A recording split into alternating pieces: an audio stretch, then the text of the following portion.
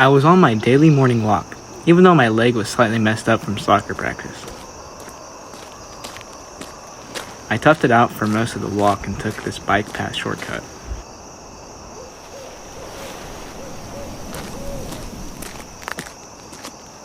Keep in mind that I was walking at 5 or so in the morning, so I couldn't see that well.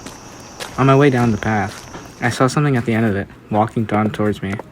I tried getting a better look and my leg gave out. I must have been too exhausted, I guess. The thing walking my way ran off extremely fast, and to this day, I don't know who or what I would have come across if I didn't scare it off.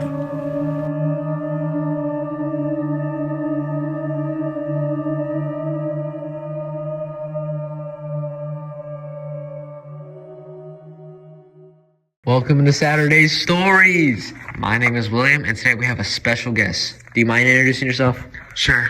My name's Adriel. All right, so I read through your report, and I just wanted to say thank you for coming in today. Are you okay with explaining what happened? Yeah. So I was heading to my friend's house, and his house is in the forest. It was pitch black out there, and I was walking to his cabin. I passed through the bushes and crossed a bridge that was over a river. I then heard a loud scratching sound and a slight scream from my friend's cabin. His house is close to the bridge. I went up the patio stairs and went to his door to his house. His door was open, his phone was on the floor, and I heard it because it was ringing. I stepped into his house and picked up his phone and called his name. He didn't respond. His house was very dark and his light switch didn't work. Dang, dude, that's creepy. It was. I was terrified. Do you mind continuing? I didn't want to keep heading into his house, so I left. I never heard from him again.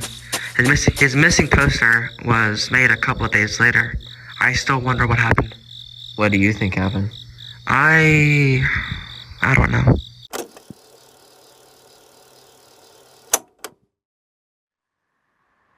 Just as the man was getting off work, the siren sounded.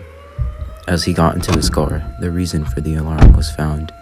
A storm, a tornado of a size that nobody had ever seen before. Turning on the ignition, he realized the danger of the situation and stepped on the gas. As he merged onto the highway, all he could think of was his family back home. He sped up once more. The sounds of the cars passing other vehicles around him did not worry him, and slowly his speed went from 70 to 80, then 90, then 100 miles per hour. The tornado was moving fast in the corner of his eye. He was almost there. The engine revved, and he turned his head to see the storm. Trees were being uprooted, and houses being ripped apart in the distance. He turned his head back to the road, but it was already too late. It was just any other normal day when I woke up in the morning and there was an old man who said his name was Gerald standing next to me. He said he would give me any one wish with no limits as long as I would complete a quest of his choice. I accepted right away, and he told me to steal him a bag of potato chips at the local supermarket. I put on my clothes and ran straight to the car. I drove all the way there and was trying to lay low. I found the chips and grabbed the biggest bag I saw. I stuffed it in my jacket. And just as I thought I was in the clear, a security guard came up to me and said, "What you got in there?" I hesitated and ran as fast as I could out of there. As soon as I left, the alarm went off and a $10,000 bounty was set on my head. I drove super fast and quickly evaded the police.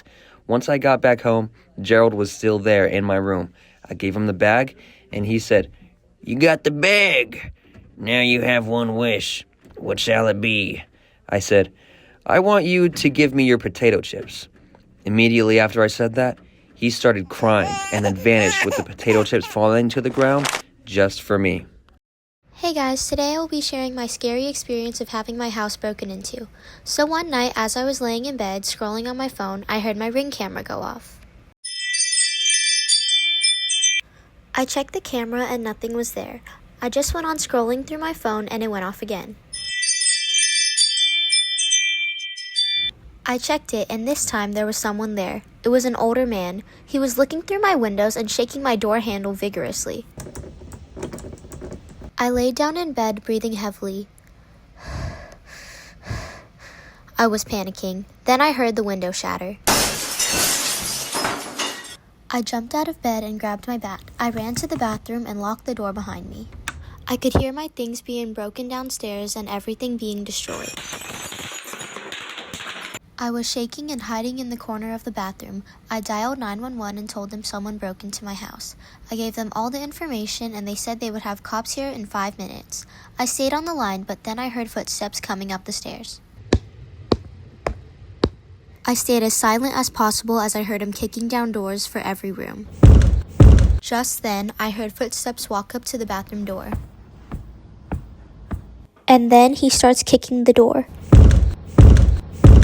I grabbed the bat and stood against the wall next to the door. He kicked the door open. I hit him with the baseball bat as hard as I could. Then I heard the police sirens. I dropped the baseball bat and met with the police downstairs. They got everything they needed and hauled the guy away in an ambulance. After that, I never saw the guy again and just went on with my life. He put his book down to get a glass of water. As he watched the water pour into his glass cup, he heard a creak in his living room. As he looked back, he saw someone crawl into his house. The intruder looked at him shocked and ran around the room. Ralph threw his glass and hit the intruder in the head. He started to bleed a little, then ran somewhere in his house. He followed the blood trail along his carpet. It stained his carpet forever. He became tense knowing that he could be anywhere. Around a corner, maybe behind him, waiting to pounce and kill him. He walked around the corner, grabbed his beer bottle, and smashed it on the table, glass shattering everywhere, getting in his eyes, on his clothes, and on the carpet. He used the end of the bottle as a weapon. He soon walked slowly up the stairs with his bottle in hand, following the most smallest blood molecules on the floor. He heard a shuffle. The way his stairs were made had an overlook on the top, so whoever was on the top of the stairs could see the whole staircase. Ralph realized that he saw something on the top. The intruder threw a book at him. The intruder fell. Ralph ran up the stairs and hit him once on the head. The intruder shuffled back into his room, and then Ralph realized that he had another window open downstairs. The intruder looked behind him and saw a second intruder. He got kicked in the stomach, and then he got back up and swiped at the intruder's face, making him fall back. Completely unaware of what's behind him, the original intruder got up and put him in a chokehold. Ralph jammed the bottle into the intruder's vulnerable arm and kicked him off. He fell and ran away. Ralph called the police, and as they took away the body of the intruder, they couldn't find the other one. The blood trail led out a couple miles ahead, so the police gave up after a week since the intruder didn't take anything. So Ralph sits at home every day, every hour, every night, waiting for the second intruder to come back. The intruder knew his house, his alarm system, and ways to get in. With the cops out of the picture, he knew that this was in his own hands. Hey guys, today I will be telling you the story on how I went to Knott's Berry Farm. One day, my mom woke me up and told me that we would be going to Knott's Berry Farm instead of school. I got out of bed and packed a small bag since me and my family would only be going for 2 days. About 30 minutes later, we started the car and drove to our hotel in LA. Once we got there, we opened the hotel door and dropped off our bags. Since we had spent all day traveling, we decided we would just go to bed and wake up early to go to the farm. The next morning, when my alarm went off, I got out of bed and woke the rest of my family up to go to Knott's Berry Farm. We walked over to the entrance line, and once we finally got in, we went on many different roller coasters throughout the day. After a long day at the farm, we walked back to our hotel and went to sleep. The next morning, before we drove back home, we went back over and went to the gift shop to buy a souvenir. I decided to buy a t-shirt. After that, we packed our things in the car and drove back home. I wake up from my slumber, open my door, and walk to the kitchen and grab a pot. I fill the pot with water and I put it on the stove. Crank up the stovetop. I turn around and grab my coffee beans. I measure them, then put them in my coffee bean grinder. I then turn it on and grind my coffee to a perfect horse-like powder. I then put my grinds in the pour-over coffee maker. By this time, water has been boiled. I grab the pot of water and pour it over the coffee.